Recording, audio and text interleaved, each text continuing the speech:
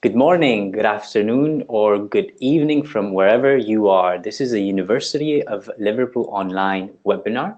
My name is Michael, and I am happy to have you here with us for the next half an hour, where we are going to discuss everything, or not everything, but at least some things about one of our flagship programs here on the University of Liverpool Online, which is the MBA, or the Masters in Business Administration. And of course, I'm a marketeer and I can sell you the program and I can tell you a lot about it. But I think that the best way to find out about a specific experience, a learning experience, is to hear from the people that are going through it as we speak. We're going to hear from one of our students, from Brian, in a few minutes. But until then, just a couple of house rules. This is a Q&A webinar. So while you're actually listening to the conversation and to Brian's story, in case you have a question or a curiosity, make sure you write it down in the Q&A panel of your GoToWebinar panel, and we'll make sure to dedicate a couple of minutes at the end of the webinar to answer some of your questions. So with that being said, without further ado, let's introduce our speaker for today, Brian Harlow. As I mentioned, Brian has finished his dissertation module on the MBA program here with the University of Liverpool Online, and he is currently waiting to graduate, hopefully this summer, and hopefully we're going to see him face-to-face in Liverpool for graduation. Brian, welcome. Hi. Good morning. How are you doing, Michael? Good morning. So Brian, tell us a bit about where you're from, a bit about what you're doing right now, and a couple of interesting things for our audience about your career and the experience that you've had with the MBA here at Liverpool Online. Certainly. As you said, my name is Brian Harlow. I live and work in and around the Boston, Massachusetts area as a professional in the construction industry. My current role is a project controls specialist. And over the last 15 years, I didn't start as a project control specialist, obviously, but worked my way up through the industry in various companies. And right now, I am happily going to graduate this July. Congratulations. Perfect. And of course, everyone wants to know, and that's always the beginning question of any good experience, is why did you choose the University of Liverpool Online, and why did you choose this specific MBA program? There's a lot of thought that went into it, did a lot of comparisons of program rigor, cost, accreditation, all those sort of things, the quality, the diversity of the school, diversity of the online program itself, which is a distinction that was actually fairly new to me. And I settled on University of Liverpool actually after a lot of deliberation. As we all know, different professionals and are coming and going in our daily lives. There's people with MBAs from a lot of different places. And I came across a lot of different options of various on the spectrum of cost and rigor and everything in between. So I settled on the ULL program it was a very rigorous program. The dissertation is a serious undertaking. It's not a quick year and a half local college, which I'm sure is great, but the classes really stood up long term. The accreditation speaks for itself.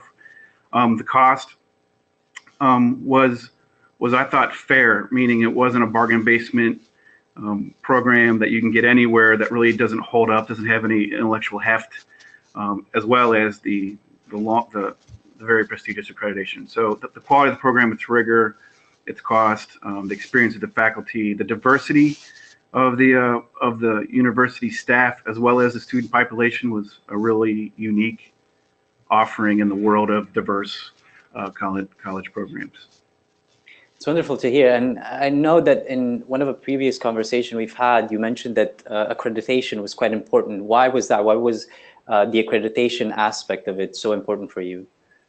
So in order just to be able to rely on the MBA as a credential that I've earned myself, I want to have a program that when I talk about it or refer to it or draw upon the information that I've learned on through the program, I want the program to speak for itself, and that the accreditation that the UL MBA program has is the top accreditation you can get. It is speaks for itself. And that's really the answer to that question. It speaks for itself.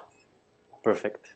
Good. So we kind of get an idea of why the University of Liverpool, why the MBA, and we're going to kind of delve into some of the aspects that made this experience quite worthwhile. And one thing that you mentioned was how you appreciated the diverse learning environment of the program. Can you elaborate a bit on that? And can you mention a couple of points that had you convinced on this topic? Absolutely. I mean, the diversity is a huge aspect of most reputable college and universities in the United States, as everybody knows. And every school touts its diversity, you know, and most schools that I checked into all had a very robust outreach program to ensure that their student populations, as well as faculty, were from a varied background, geographically or culturally or otherwise. And so that's sort of like the bar. I consider that sort of the average. But a British program run by a British school that has a faculty that is truly, truly diverse, meaning I can just run down the roster of professors and instructors I had in this MBA program who were actually not on campus, and some were from all walks of life, meaning culturally diverse, ethnically diverse, geographically diverse. And the student population, by the way, isn't in a cloistered environment on campus, you know, being diverse in a very mass-produced sort of setting. It was, in fact, hi, I have a fellow student who is currently in South Africa, and we're debating some points in class. You can't tell me you get that anywhere else and, easily, meaning it's genuinely, truly diverse. And the reach, it's definitely global. I mean, the time zones alone that you have to consider when going back and forth with students and professors, this is sort of like a practical evidence of the depth of diversity that this program offers from the University of Liverpool. Thank you. And as well to that point, just to give our audience a number, the University of Liverpool Online has faculty ranging from more than 45 different countries. So they're based around the world, and they come, as Brian said, with a diverse background and diverse experience as well. So that's very good to hear also from a student's perspective as well. And of course, an MBA has to be something that you know, teaches you a specific set of skills, and you develop as a professional. It helps you in you know, advancing in your career. Can you kind of tell us the story of your you know, progression in your career and how it helped you develop your unique skill set, Brian? So basically, I'm a worker. And I started out wherever I started out in the industry. And, you know, you grow in your roles, you grow in your responsibilities, and you learn a lot of different things through experience, which is hard fought and extremely valuable. But I looked to the program to really augment, supplement, validate, or correct understandings that I've already had, meaning I wanted to really understand the real deal in terms of what academic research says, what practitioners are reporting in journals, what the professors are teaching, and how that applies to the decision making in my everyday career. So where I work, there's a lot of collaboration, you know, in various groups, and there's a lot of taking back of ideas. And it was actually extremely interesting because obviously MBA, business related, when are you not coming across a decision that could be informed by some piece of information? So I found that the data, or what I learned, was it's either extremely validating, extremely correcting, like, wow, I never even thought of that. It knows a body of knowledge. So I learned a lot. There's a lot of skills that were honed, definitely honed, as, you know, you have this giant experience knowledge to, oh, what's all the academics saying? What are the reports saying? How do you do it when you're in the arena of ideas, going back and forth in student collaborations? How does that square with other people's experience with the research? So I think that answers your question. If not, let me know. Definitely, no, definitely. And from your, you know, from the working environment that you were in, you know, talking about your colleagues and your manager, how did they see a difference in you as a professional once you went through this MBA, and how did that relate to your experience? I'd say the biggest, in a collaborative environment, the biggest difference they probably witnessed, I mean, I didn't take a poll, would be probably the level of the level of questioning. Meaning, when you're kicking around some ideas in a certain setting with clients or people outside the organization, you see some things shake out, and then when you come back and you huddle or you're preparing for those types of meetings, I think my questioning got a lot sharper. My thinking about certain ideas or decisions, strategy-wise, was far more focused than it was before. Whereas before you could kind of take it as it comes.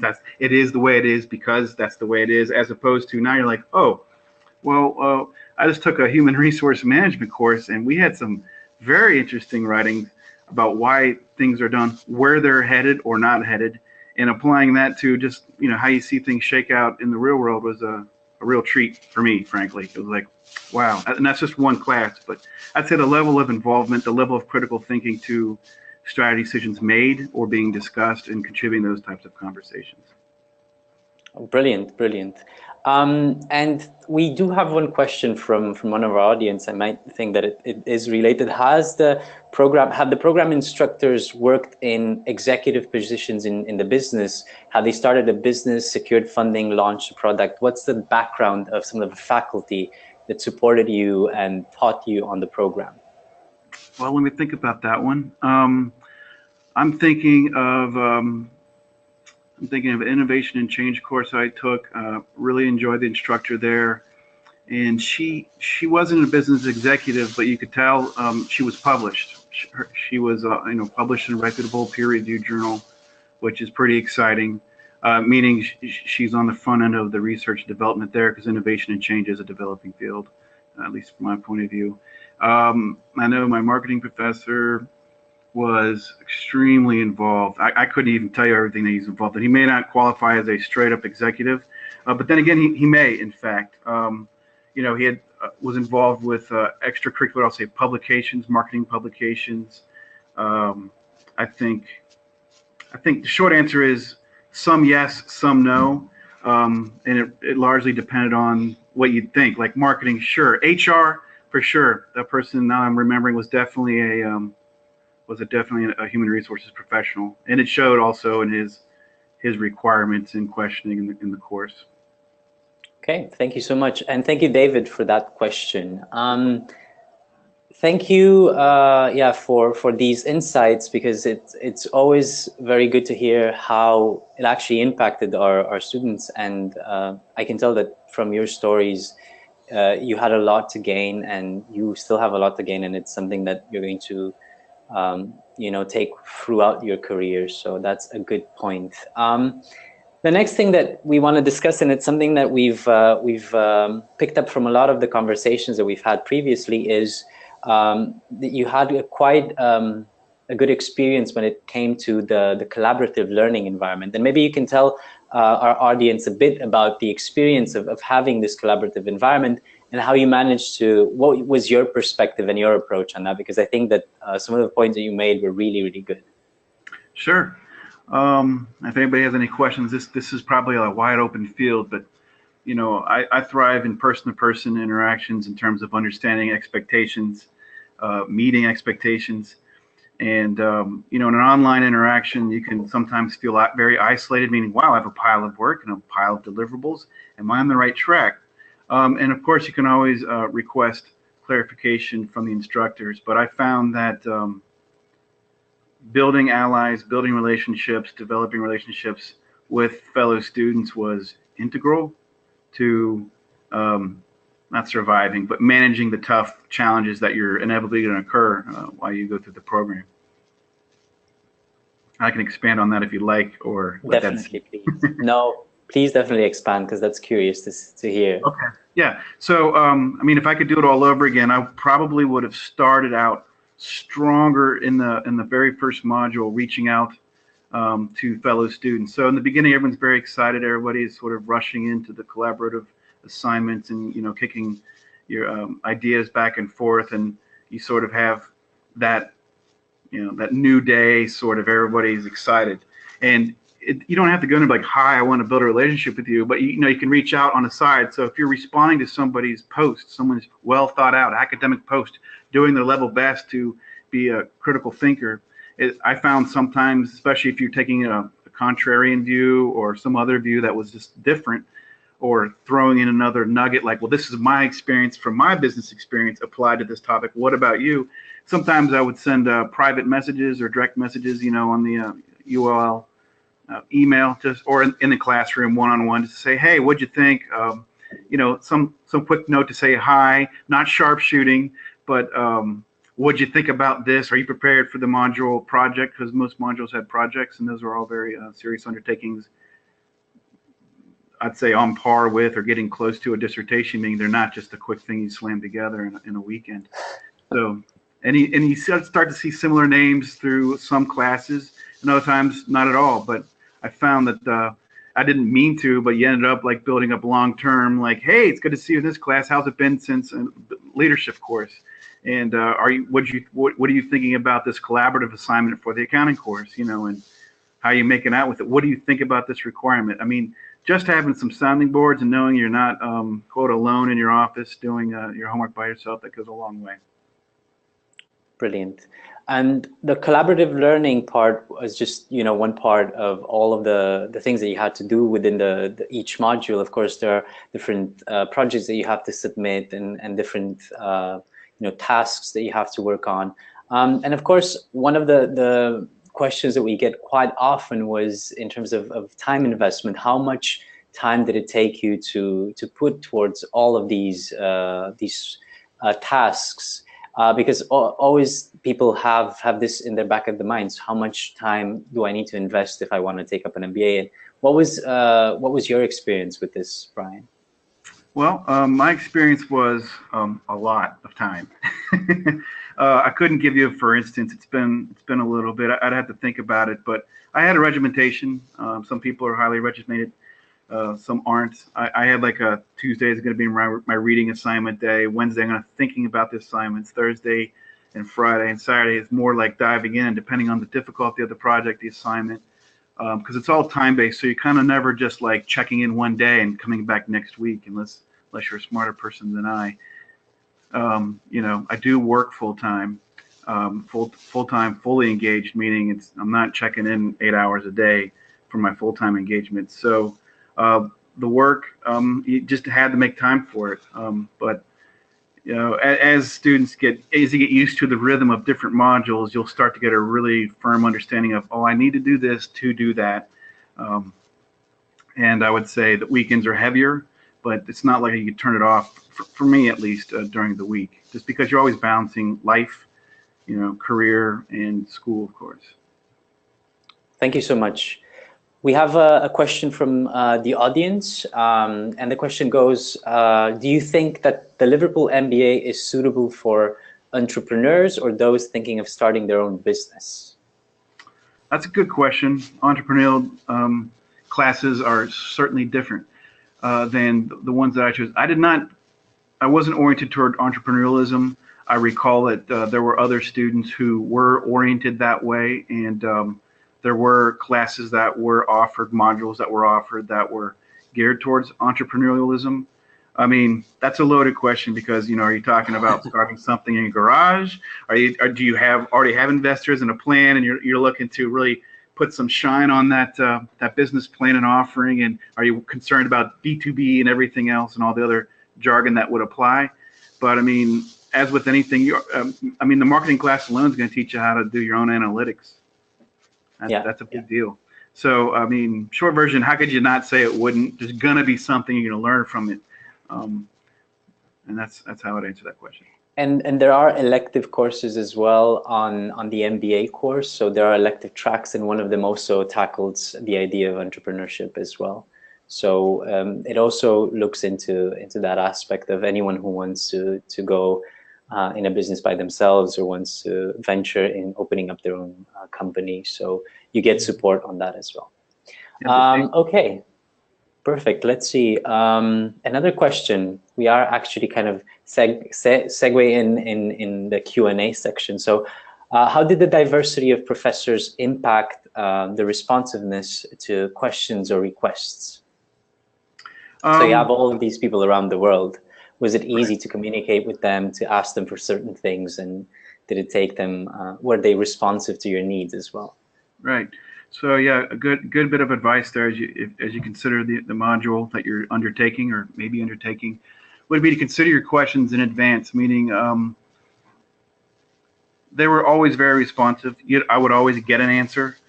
It may need further clarification, and there's ways you can also clarify with the fellow students in the online classroom. So I didn't find that the diversity of response, the diversity of the faculty affected their response more so than just, well, I mean, you would learn about certain cultural things in the coursework itself, but by and large, everybody understands everybody's coming from different directions. They're going to have questions, and they'll be answered.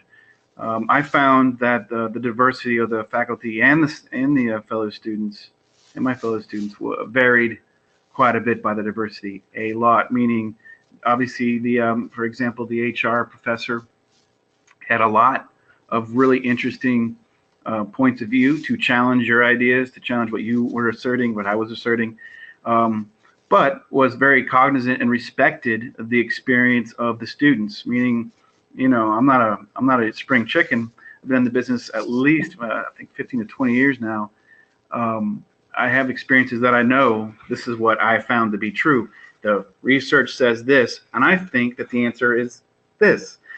Did you find the same? And and actually, the more you could mix experience with the knowledge, I found that the instructors and the students both actually reacted very positively to it. It was less dry, it was more real, and it actually helps you come up with content. Good to hear.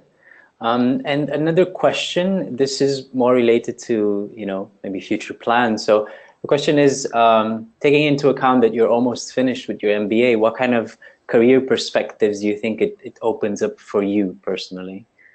Well, the degree itself doesn't grant me a free pass to go out and create my own whatever, but I'll tell you that I wanted some intellectual heft behind my work experience, meaning instead of just me being a business professional out here, I now feel very comfortable with what I know and what's left to be sort of discovered in terms of learning from an academic point of view. The skill sets that I learned are skill sets that I can apply anywhere. I don't want to jump ahead to another slide, but there's some very interesting skills that I did learn that I didn't even set out to learn, but I got that could be relied upon in the future if required, particularly in the field of consulting. So that was very interesting. I know when I considered the University of Liverpool very carefully, I was taking advice from very smart people who took MBAs from, I'll say, less credible or less rigorous academic programs. Definitely don't have the same accreditation. It was cheaper, it was quicker, it was easier. And I could approach them with questions that I was coming across in class, and they simply didn't even have a grid for it. And others, I was speaking to a friend of mine who's a dean of a business school here in the United States, and I was like, I see this program and that program, and he goes, you want a rigorous program. You don't want a quick one. You want one that you can point to and say, it took me so many years, 2.5, whatever it is. It's not like ordering a Big Mac, making it quick and easy. So I find that whatever choices I make in the future, this is a degree that I can rely upon as it is, and that's what I was going for, something that would sort of be a strong tool in the toolbox. Brilliant. We have time for one more question from the audience, which is coming from Ramon, and Ramon asks, do you think that the ASSCB accreditation will be instrumental in your endeavor endeavors? I think, as I just explained, how I wanted to be able to rely on a very solid program that spoke for itself. Yeah, that accreditation is big. I know it's just accreditation, and there are other accreditations out there, and I'm not saying that I'm not disparaging them, but this is the one that is above reproach. This is the one that signifies a school that has ongoing research programs. This is one that that I can take, put off to the side. Whenever I further program, I'm like, you know what? It's an online program. It's abroad. It's just this generally British, diverse program from faculty alike, from students alike. And that's like a creme, that's just like a little cherry on top, like, and it has this accreditation that a lot of U.S. universities have. So when I looked at large universities, well-known universities that are, seemingly easy and nearby, within the sort of the box of what you would consider to first go to, I like the accreditation that the UL has because it's on par with, academically speaking, a competitor. Brilliant. So we are getting close to the half-hour mark. Before I ask the last question, Brian, I just want to remind our audience that there is a handout for you in the handout section of the go-to panel. And there you're going to find more information on the MBA program. So just download that brochure, go through it, and if you have more questions, reach out to an enrollment advisor, and I'm sure all of these questions can be answered. And of course, thank you, Brian, for sharing your story. It's such a good insight, and it's always wonderful to sit and talk with a fellow student or a graduate and just hear their perspective and their story, because it gives us, a sense of the kind of work that we're doing here at the University of Liverpool. And we just want to leave everyone with one final question for you, Brian, and that would be, if you would have to give a piece of advice to anyone who's looking into getting an online MBA degree with the University of Liverpool, what kind of advice would you give people? Well, first, thanks for the invitation. Happy to help out and answer questions. I hope this is useful for those who are listening. I'm sure there's a lot of questions. I've been in your shoes and made it to the end, and it's paid off. So one thing at a time, right? The final advice is don't let this sound cliche, but it's be prepared to work. I mean, be prepared to work at the assignments that the program offers. They do pay off. Like, obviously, it's very challenging. I mean, but that be prepared to work means also be prepared to build relationships with people in class, including instructors, because it just makes the whole experience. It's just like what I found in the industry in which I work. You get in what you get out what you put in, and a good hard work pays off. And I found that to be true throughout the MBA program. Brilliant. Thank you, Brian, so much. And hopefully see you at graduation. Congratulations with finishing your dissertation module. I know that that's a quite difficult module to finish, but you've done it. You've put in the good work, and the results are soon to come. And thank you for coming in and sharing your story. It's been quite an inspiration to talk to you, and I hope our audience also appreciated the examples and the good tips and knowledge that you shared with us today. And for our audience out there, thank you so much for joining. This has been a University of Liverpool online webinar, and I hope to see you around in future webinars that we host. Have a good day, and see you all soon. Bye.